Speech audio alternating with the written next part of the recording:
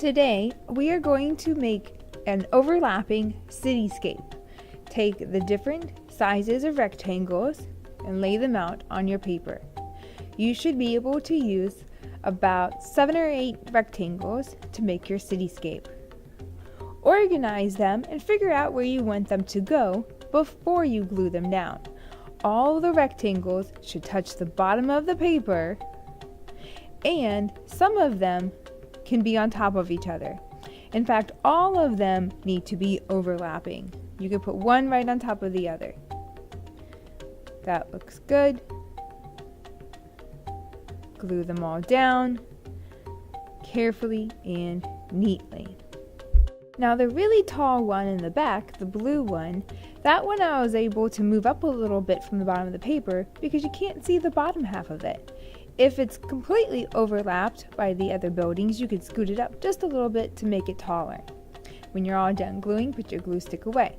Next, I'm going to use a Sharpie marker and I'm going to draw windows and doors on all of the buildings.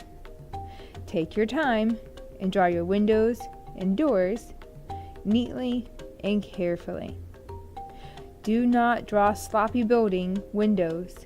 Take your time and draw neatly. If you want to, you can also use a ruler for this process if you're worried about making your lines exactly perfect. I'm going to fill all the buildings on my paper with little squares and rectangles for windows.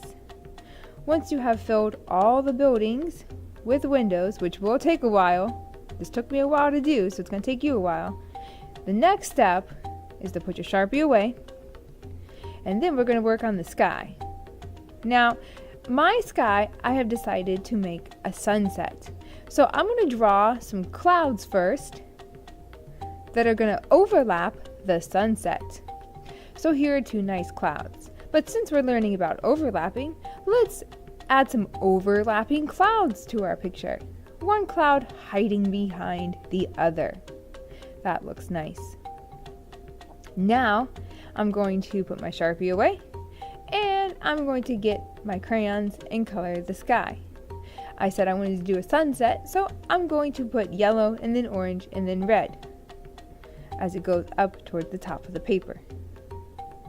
The building is overlapping the sky, so I'm going to color some parts of the white paper yellow, some orange. Oh, hold on to your paper. Be careful it doesn't fly away on you. Hold it carefully. Watch out for those edges. That's usually what causes it. Now, I'm going to hold this carefully and I'm going to color neatly. Get right up to the edge of the building. Then I'm going to do orange and red. Now, the red I chose kind of looks like purple, but it's kind of a reddish purple. I think it's that magenta color. And I also put a little bit of color on the clouds as well. I'm going to put my name on the back. Make sure your name goes on the back of your paper. It'll probably take a couple weeks for us to get this whole thing done, so take your time and work carefully and neatly. When it's all finished, put it in the art bin and you're done.